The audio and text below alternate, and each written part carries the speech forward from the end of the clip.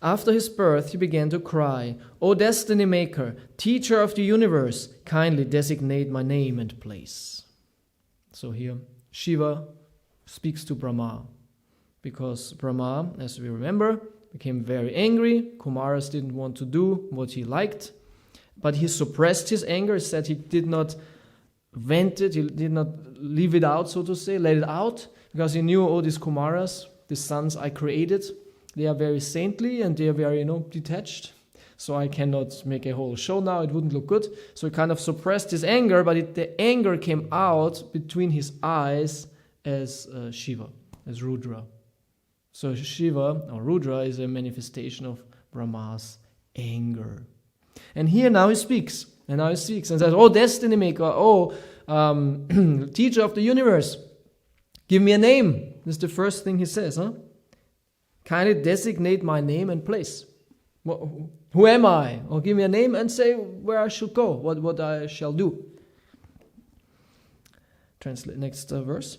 Iti tasya vajapatmo bhagavan paripalayan apyadat badraya vaja marudis tat karomite. The all-powerful Brahma, who was born from the lotus flower, pacified the boy with gentle words, accepting his request, and said, "Do not cry, I shall certainly do as you desire." Because Rudra, here this word, in the verse today, we had the word rurodha. I don't know, maybe it's, I don't know. Okay, don't want to speculate. Okay. Anyways, but he was crying very loudly, he was screaming. Text 10. Yat arodi sura shrishta sodviga iva balakaha tatastvam abhidasyanti namna rudra iti brajaha. Thereafter Brahma said, "O chief of the demigods, you shall be called by the name Rudra by all people because you have so anxiously cried." So it seems that the word Rudra means someone who cries very loudly. But crying in English, means what? Because this means also weinen. But I don't think he was crying tears. It was more like screaming, Or I don't understand that he was, because in English you say crying for both, for how to say weinen. I don't know that word in English, and also for screaming, or isn't it? I don't think so. But he was crying. Why was Rudra crying? Crying is more when you're sad. Maybe he had some existential crisis. You think so? He didn't know what his name was. And he was crying, "Oh, please." I understood it more like in a more powerful mood, that he was like more kind of angrily. But and Brahma was the angry one, and then manifest. But Rudra is a manifestation of his anger. But crying, I don't know if it's the proper word. It seems more. I don't know. Okay, we cannot decide that. Rit indriyani asur vyoma vayuragnirma chalam mahi suryas chandras tapaschaiva stanani agrikritani te. My dear boy, I have already selected the following places for your residence: the heart, the senses, the air of life, the sky, the air, the fire, the water, the earth, the sun, the moon, and austerity. So these are now the places for Rudra or Shiva to stay. So interesting places. So here we have now purport. The creation of Rudra from between the eyebrows of Brahma, as the result of his anger generated from the mode of passion, partly touched by ignorance, is very significant. In Bhagavad-gītā 3:37, the principle of Rudra is described. Krodha, anger, is the product of kāma, lust, which is the result of the mode of passion. When lust and hankering are unsatisfied, the element of Krodha appears, which is the formidable enemy of the conditioned soul. This most sinful and inimical passion is represented as ahaṅkāra, or the false egocentric attitude of thinking oneself to be all in all. Such an egocentric attitude on the part of the conditioned soul, who is completely under the control of material nature, is described in Bhagavad-gītā as foolish. The egocentric attitude is a manifestation of the Rudra principle in the heart, wherein Krodha, anger, is generated. This anger develops in the heart and is further manifested through various senses like the eyes, hands, and legs. When a man is angry, he expresses such anger with red-hot eyes and sometimes makes a display of clenching his fists or kicking his legs. This exhibition of the Rudra principle is the proof of Rudra's presence in such places. When a man is angry, he breathes very rapidly, and thus Rudra is represented in the air of life, or in the activities of breathing.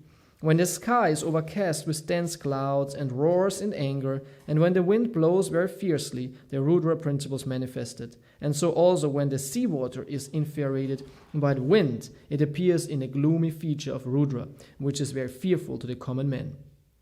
When fire is ablaze, we can also experience the presence of Rudra, and when there is an inundation of the earth, we can understand that this is also the representation of Rudra. And before I continue this purport, so just to put this together. So the Rudra principle is the principle of anger, as Prabhupada explains here. It's really powerful anger.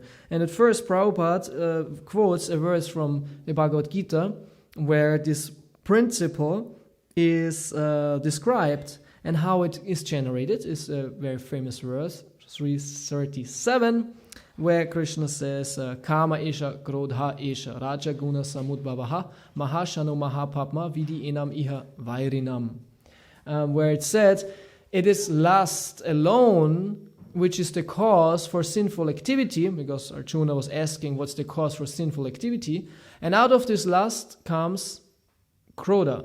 Kāma esha, Krodha esha, comes anger. So whenever we are angry is always a result of unsatisfied lust or desires. You want something what you don't get. It's like always like this. Whenever you are angry with someone or some situation, something happens, you're not getting what you want. It's like a small child going through the supermarket with the parents and want this, that, and the mother says, no, come on. And what's the child doing? This is a representation of the Rudra principle. This child is completely under the principle of Rudra. I don't get what I want, and I'm not happy because of this. I'm angry. I want this. And Prabhupada goes here into detail explaining this egocentric mentality of the conditioned soul is the problem. And then and it expresses itself very strongly. It can happen. If someone's really, really, really angry, Prabhupada first says the eyes get red. The eyes get red hot. And he breathes heavily. And he clenches his fist and kicks his legs. So the whole body is completely overtaken by anger. And maybe some of us sometimes had this in the past, some maybe not so much, but some things might be there when you're angry. When I hit something, or this has to get out, the anger. Or you yell, and this is also another thing. When we're angry, we might curse, stupid, or something like this. So, but devotees should not have that, right? Devotees should not have that. Devotees should be very saintly and very tolerant. Yeah? And this is one of the duties for a devotee, for a yogi, to control his passions. To control his passions. And we have to control the anger. But how can we control the anger if we don't have intense desires and expectations? It has to be like this. And if it's not like that, then I get frustrated, I become angry. So we should learn to be free of it. Nothing has to be as I want it. Nothing. And there we can see how advanced we are. And this is when you see that a devotee is very advanced, that nothing can shake him. Nothing. Like nothing. Because he has no expectations. Nothing has to be as he likes. And then he is flexible when it comes other ways. Because there are no other ways. Now, other ways would mean this is my way and it comes other way and now I have to deal with it. But if there is no my way, like one devotee always cited Frank Sinatra, who sings, I did it my way. Everyone knows this song. Huh? And where this devotee always said, this is the expression of complete foolishness. I did it my way. It's like a hymn. It's like a hymn for the materialist. Wow, yes, I did it my way.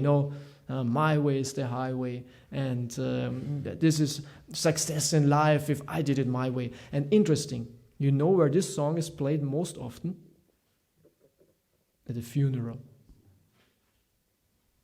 At a funeral, this is because at funeral they kind of want to, this is one of the songs which is most often played. I had a friend who died in a car accident, and I went to his funeral and they played this song.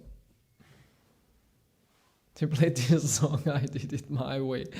I did it my way. Where is he now? What he did, And you end in the grave. How you do it your way? You end in the grave. What kind of glorious way is that? Especially for a materialist whose death is really not glorious. The death of a materialist is terrible because he doesn't want to die. He's afraid and is shaking. Oh, a devotee is dying gloriously because he's not afraid. He accepts death with grace. Completely different. So the anger principle, we have to learn how can we not be angry? Yeah, if you're tolerant, humble, not expecting, and it's not easy. It's the greatest challenge in life. Isn't there? There's a statement that a man is powerful if he can control, what was it? If he can control his family. What was it? He can control his children, his family, his wife. If he controls them, if they are really paka, he can lead them actually to liberation. You should not become a guru, a husband, or a wife, a mother, a father, or any person of authority if you cannot liberate your dependents from the circle of birth and death. There's a statement in 5th canto by, I think, Rishabdev. You should not become husband, mother, father, any person of authority if you cannot liberate, or a king, a politician, if you cannot liberate your dependents from the circle of birth and death. So a man is very glorious, it's said, if he can control his family, control in a positive sense, help them, really lead them. They listen to him because he's good. You should listen to the good person. But he's more glorious, a man is more glorious, more powerful if he can control a whole community. Like temple president. Oh, it's more glorious. It's not only taking care of his small family unit in his 4 walls. Oh, in my house, here I'm the boss, but outside nobody cares. No, if he also outside is respected and people listen to him. And he is more glorious if he can control a whole village. And he's more glorious if he can control a whole city.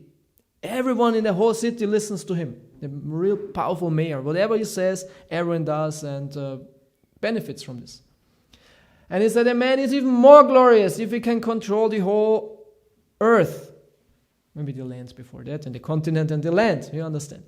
And the man is more powerful if he can control the whole universe. But then it said, but the man is the most powerful man is the one who can control his mind. This is the most powerful. This is most difficult. If you can control your mind. And this is also the reason why Arjuna is. Krishna, it's so difficult to control the mind. It's more difficult than to control the wind. Now the last days, we had so many winds here, and also in India there were the cyclone and all that. How you want to control the wind? And said, to control the wind, it's easier than to control the mind. And mind is not just, oh, Prabhu, I think this and that. No, mind means the whole internal activities. Because mind is the sentimental element connected to all these emotions.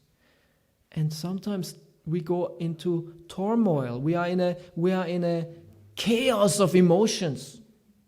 You know this? Chaos of emotions. You feel happy, you feel sad, you feel bitter, you feel angry, you feel free, you feel empty.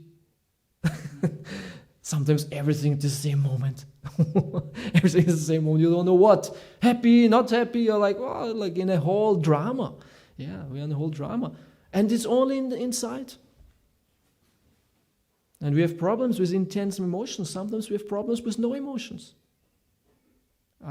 Because I get many responses from my YouTube and in online work. And now one person told me, because he wanted to know more about spiritual life. And he told me a story that he had I don't know all the details, but he had an accident many years ago, and he had a near-death experience, he said. He had a near-death experience.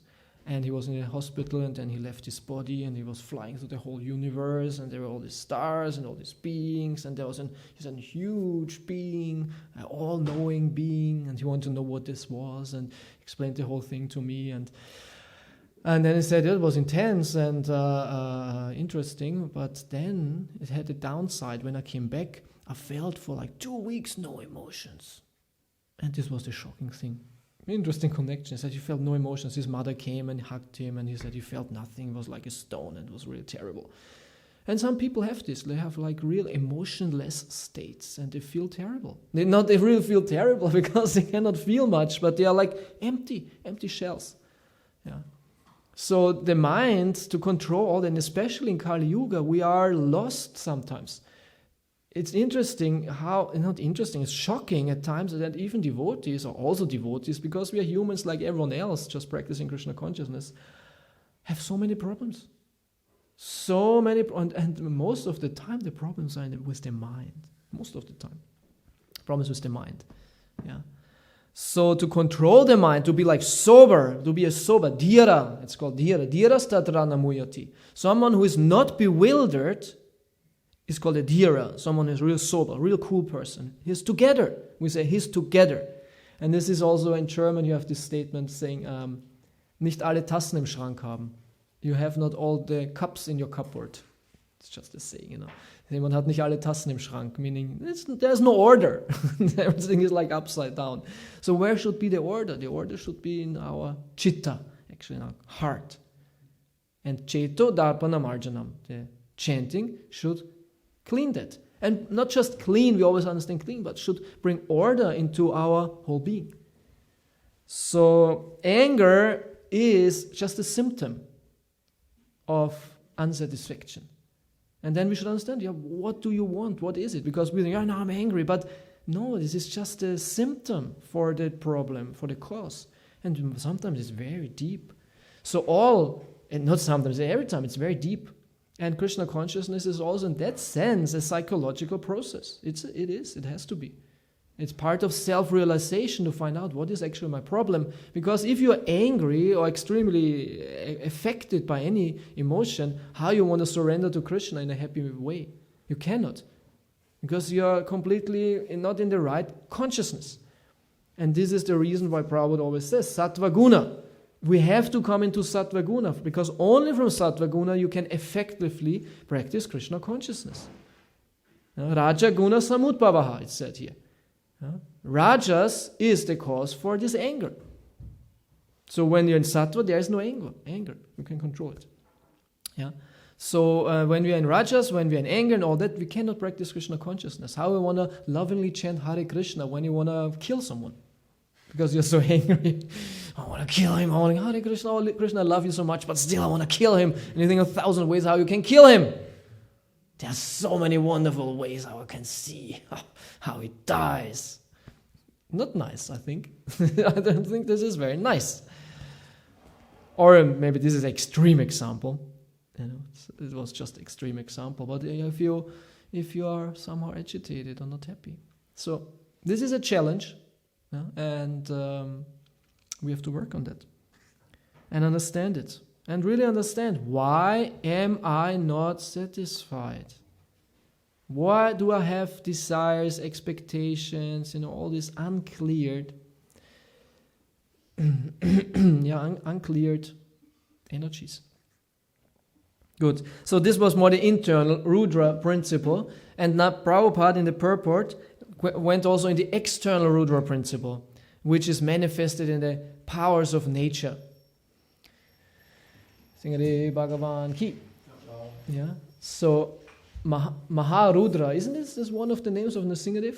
Maharudra. Don't we sing every morning? Maharudra, something like Sadashiva. But is there not some other? In the 108 names of Krishna, of Nrsingadev. Wasn't there something? But anyway, Nrsingadev is angry. He is. Where was this? Charu was very cute.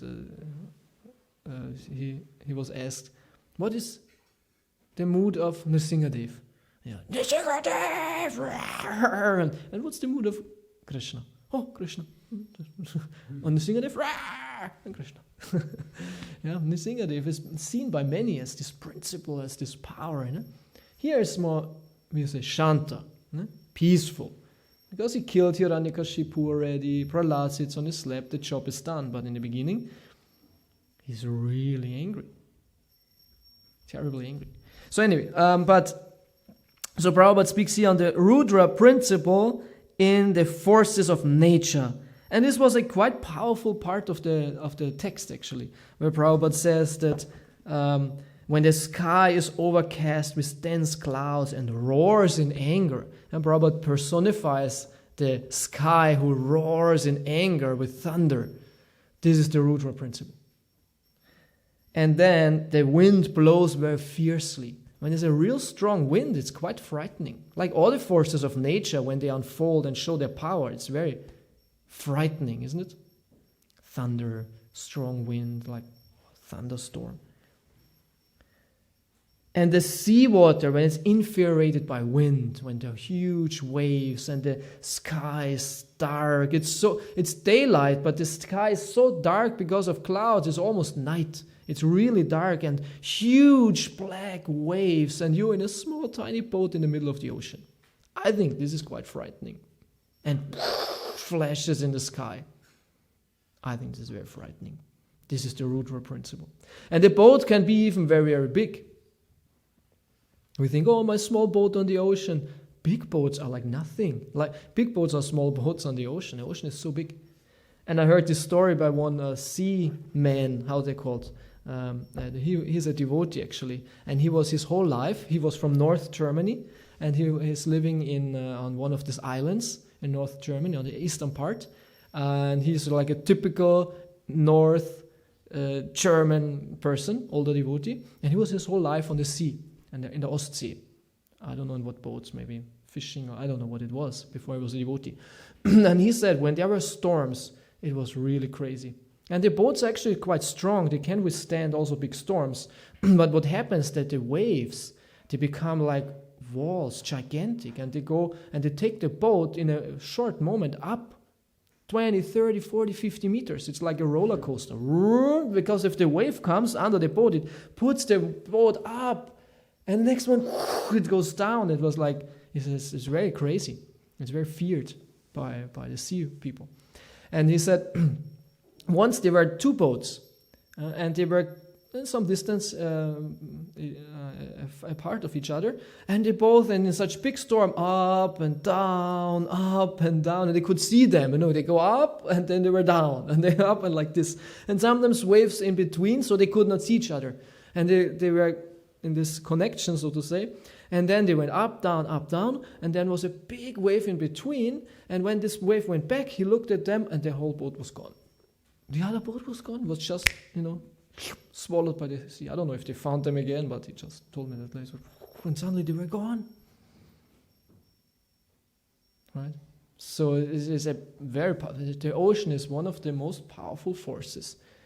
The most part of the planet is covered by this water of the ocean. And when the wind comes, this is very powerful. So, this is frightening. This is also the Rudra principle.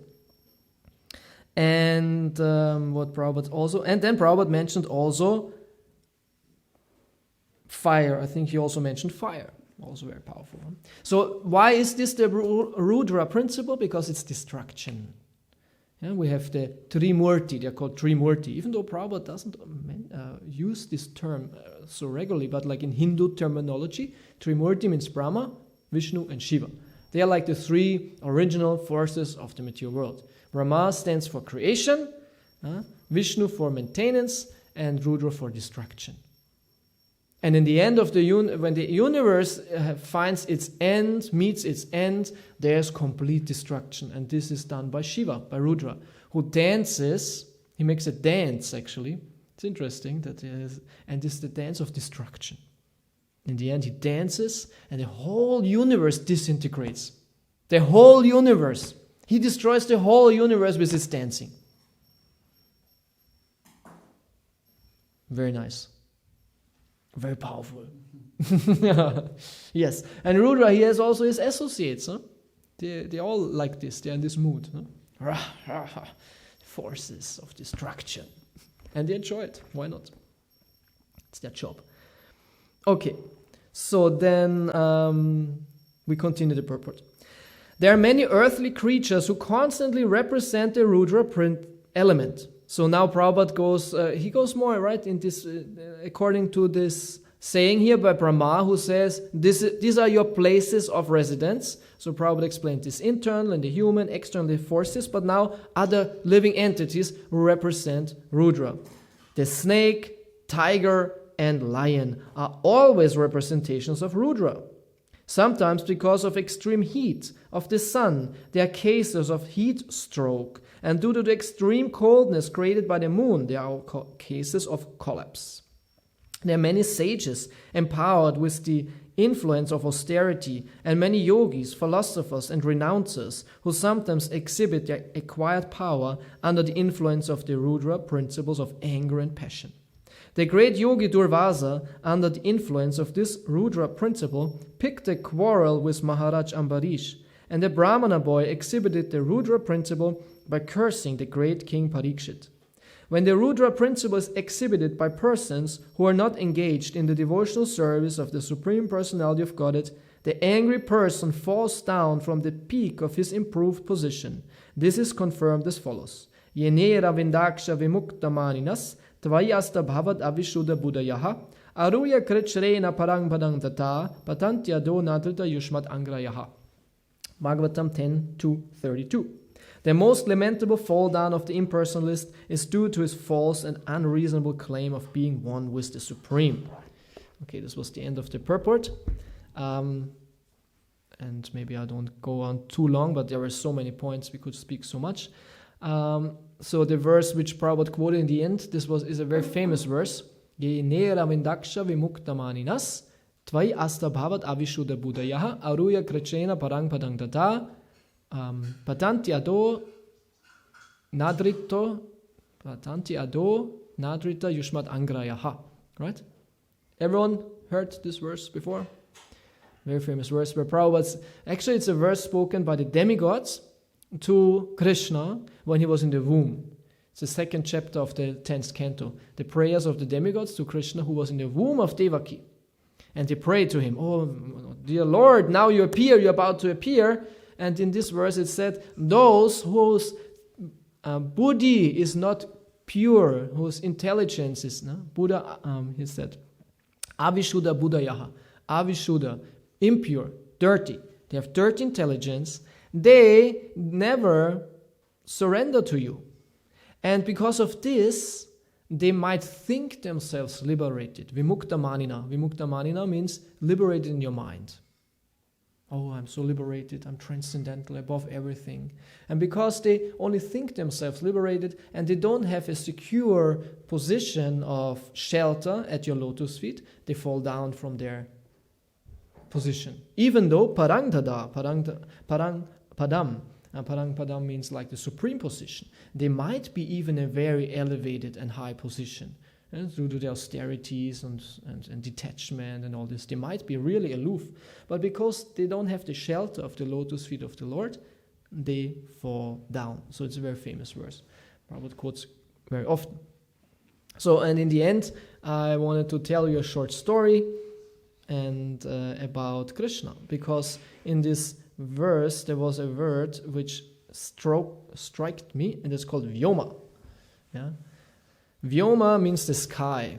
And when you hear the word Vyoma, what do you think? Only the word Vyoma. Huh? Ah, yes, exactly. This was also what I was thinking. Vyoma. Because there's one demon, he's called Vyoma Asura. The Vyoma Asura. And this Vyoma means sky. And I think, why is he called sky demon? And maybe everyone can get this as a homework to think, why is he the sky demon? So this story is very short. It's in the 37th chapter of Bhagavatam, 10th canto. And it's in connection with the Keshi demon. It's called Krishna kills the Keshi demon and Vyomasura.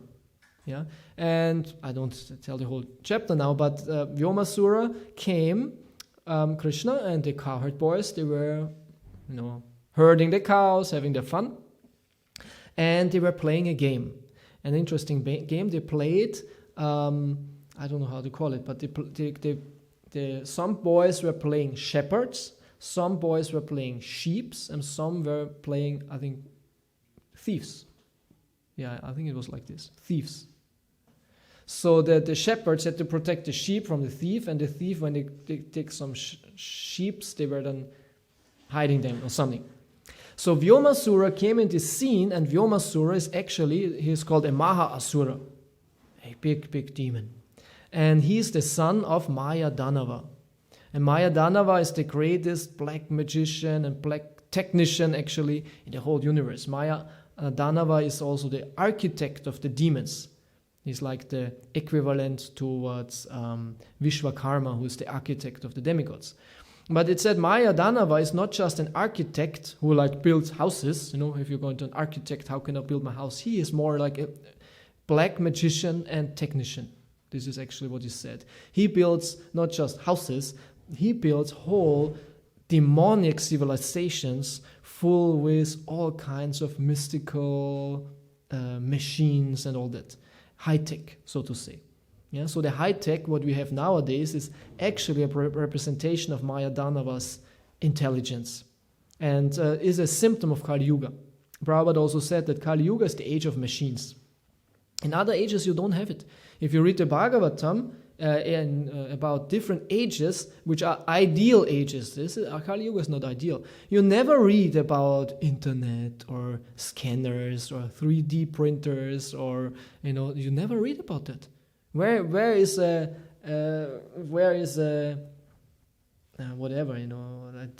television set in the 10th canto in Krishna's Leela?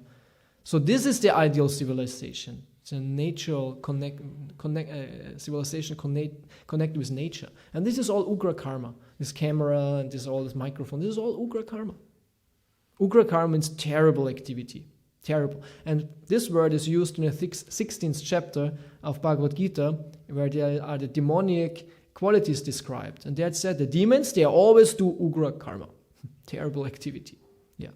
So anyway, Maya Danava is this architect and technician and black magician, and he has a son. He has many sons actually, and one of them was Vyomasura. And Vyomasura came to kill Krishna. But how was he doing this? And this is also very interesting. In general, what are the demons at first doing before they enter Vrindavan and they want to challenge Krishna? What are they doing first? What's the first thing the demon does? Even before entering. What's the first? Yeah, okay, Kamsa might instruct them, but then when they are about to do it, what are they doing? Like, I would say almost every demon, They transform. Like Keshi is a horse, but Keshi was not a horse. They are like humanoid beings, but they transform. Aghasura, it said he transformed in this huge snake, and all transform. So then I was thinking, interesting, why are they not coming in the original form? Because it would be too obvious. Hiding, disguising, tricking. Ravana was also doing like this. Yeah, is one of the ways of the demons. To pretend to be something what they are not, and then strike from behind, more or less. The demons, they were not coming for an equal fight. Krishna, come, I challenge you. No, they want to trick and kill, which is very unfair, actually. Yeah. It is also according to the, what is it? The Hague? Den Haag? Where was it? There are laws for warfare. And they were, I don't know when they did it, before the First World War, afterwards. They were not Haga Tribunal, it's something different. I forgot, but in some place, I forgot. They came together, and the states, the heads of states, and they wanted to figure out what are the laws for war. Whenever we come into war with each other, there must be some rules. Yeah, so there are some rules for this. And one of the rules is that the white flag shall never be misused for like guerrilla warfare, something like this. That means if you raise a white flag, which means surrender, you cannot, I surrender, and you have a gun behind you, and then they come or whatever, and then you shoot them. Something like this. There are some certain rules. And also, if you raise a white flag and you're captured, the opposite army is not allowed to harm you. Actually, it's a law. When I lose and they take me, they cannot torture me, they cannot kill. The Kriegsgefangenen, I don't know how to say it in English, they have to be treated respectfully and menschlich, according to human values. So there's some, anyway, they don't keep that, right? But there are actually these rules. So, but the demon is exactly doing this, waving the white flag, killing and all that. So the demons are doing, they change. And what were the demons doing often? They transformed into a form which, what is it? Vertrauen zu missbrauchen, to misuse the trust. So Vyomasura was changing into which form? He was changing into the form of a cowherd boy. There's a cowherd boy. And there's another demon called Vatsasura. He was changing to the form of a calf. Right? What can be better? You seem to be completely innocent like a calf. I'm just a calf. Krishna, pet me, I'm so cute. And then I'll kill you. Huh? Like the sheep in the wolf in the sheep skin, fur, yeah? So also the Vyomasura was saying, what do I do? Okay, I transform into a cowherd boy, and then I'll try to. And we have the second, and I read this now before because of that Vyomasura, were actually the details of his story. And I remember also Pralambasura. Pralambasura was also transforming into a cowherd boy.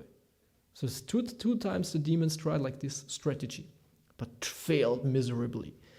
So also Vyomasura came as a cowherd boy, and what was he doing? He was capturing the sheep and all the cowherd boys and put them into a cave. And put a big stone in front of the cave. And he was capturing everyone, collecting everyone. And in the end, there were only 4 or 5 left. Bhagavatam says 4 or 5. And this is when Krishna saw, where is everyone gone? Oh, this cowherd boy, this new cowherd boy was stealing everyone. Oh, okay, it's a demon, I'll kill him. And just killed him. It's like a sacrificial animal is killed. And the acharyas explain, it said the acharyas say, a sacrificial animal is killed by strangulation. So Krishna kind of strangled him. Must be an interesting scene, or Krishna kills a cowherd boy. Really terrible. But it was a demon. And he transformed actually this huge demon-like form. It was huge. And I don't know, Krishna was very small, just a cowherd boy. But he could not flee. The demon could not flee. He tried everything, like Trinavarta. He could not. Krishna is too powerful. It killed him. And then he went to the cave, put this stone away, and his friends came out and had fun again. Yeah, so this was the little story in the end. Thank you very much for your attention. Anything you want to add? Any questions? Mataji? Yeah, thank you. So just for the viewers who could not listen, Mataji said that there are still the caves, or the cave where Vyomasura kidnapped the cowherd boys, and it's very small because it's shrinking after all these thousands of years. And there's also a print of Balaram's hand there, which has a little shrine which worships the hand of Balaram. Yeah, it's very, very wonderful. If you go to Vrindavan, there are all these places of these pastimes you read, and you can go there and meditate about the pastime and be more absorbed. It's the reason why it's very important to visit holy places like this. Okay, Björn? Okay, so in English now, and I will repeat your question and you can say if I understood it rightly. So what I said in my lecture, we should not be attached to our ways, but how is it if we want to have a goal, maybe a spiritual goal, and we want to follow it, but we actually always fail. So how to deal with this? Yeah. So because I said we shouldn't be attached to my way, and now you say, but if I have spiritual goals, I want to finish them, I should be attached because it's important, but actually I fail, and then I'm angry or frustrated. Yeah. The first thing is, we should distinguish between like a real materialistic way and when the materialist is attached to his goal, and a spiritual. So spiritual, we have to have goals. Definitely, you have to have goals, and you have to have a way to reach the goal, and you should be in a certain way also attached to that, meaning you should be committed and determined to go the path. But at the same time, there should be also some detachment there, because if you're only attached and really fixed on that, and it should not be otherwise, and sometimes because it doesn't work out, then become really, really frustrated. And how to deal with this frustration. Or you have your goal, want to chant so many rounds or this and that, and some devotee asked you for another service, and then you might be not very kind to the devotees. So what is the higher principle? So it should be understood. So I just can speak general. If maybe you have a more specific concern, we can talk about that too. But more about the frustration if we cannot reach our spiritual goal. In one sense, it's good that we have some frustration, some... some Enttäuschung, some disappointment with ourselves. Because we should say, why cannot I do that? Why cannot follow that? Why cannot reach that? I wanted to do it, and I'm too weak. And in one sense, it's good because it shows that we mean it serious. It's a serious for us. It's good, but we should not lament forever with it. We should have some little point of little disappointment. But then we should feel ourselves also humble and helpless and take shelter in Krishna and in the devotees.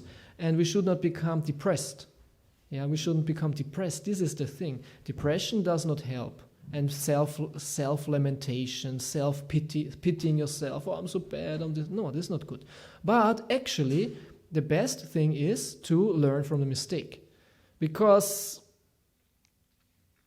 mistakes are unavoidable, especially if you have such high goals. It's not that you walk through like nothing. It's like nothing, no problem. I reach it without troubles.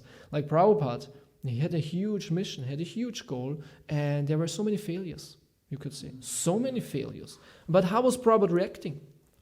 Didn't work like this? Then let me try like that. He might have at times been also, why it didn't work? But I don't think that Prabhupada was, I thought it will work like this, and it didn't work, and now I'm angry, and I'll leave the whole thing. No, I think he was quite reasonable, mature, and cool about it, and really, okay, it didn't work like that, good to know, let me try now, like this. So, and every time you fall, you just get up again. And you shake off the dust and okay, let's continue, no problem. This is also a sign of ego to think, I can never fall, I should never fall, I'm unfailable. No? Only Krishna is unfailable, he's Achyuta. And we fall all the time. It's natural. But we should get up and learn from the mistake and don't make it again. And even though you make it again, okay, but if you make it again and again and again, that's not good. So learn from the mistake. Whenever I have some mistake, I try to really see it positive. Okay, good. This gives me some good determination, inspiration to go more determined, to try better. Let me try now better. So there are actually many good things in the mistake. And Thomas Edison is always quoted like this. He tried, it's said 1,000 times to develop the light bulb. And it's not that he had this idea, I'll make a light bulb, and he went into laboratory, put this together, and pushed the button and didn't work. And he said, it doesn't work. It doesn't work. It was a stupid idea. No, he said, it must work. Okay, it didn't work like this. Maybe now, maybe now, maybe now, maybe now. And he was so determined and so patient also. And in the end, it worked. Heureka. So, in that sense, it's good to make a mistake, that you see, good that this path or this try revealed itself to be not working, because better sooner than later that I know this is the wrong one. Okay, but still, to know the wrong one is also knowledge of what is the good one. This one will not, how is it called? Knowledge through failure or something? Trial and error? Trial and error, huh? It's called trial and error. You try and you make an error and you know, okay, this not, this out. So there are many positive things about failure in that sense. Many positive things. So try to understand, okay, I tried and it didn't work like this. And now it gives me more inspiration to try it better. I want to become better. And not losing hope, not being pitying yourself, not blaming others either. That might be also a reason for blaming others. Because of him or her, I failed. No, you failed because of you. But learn a good thing. So yeah, we should maturely and reasonably and successfully deal with failure. Yeah. Okay? Good. Okay, thank you so much. I wish you a nice Sunday. Srila Prabhupada ki jai. Nitai Gaur Premanande.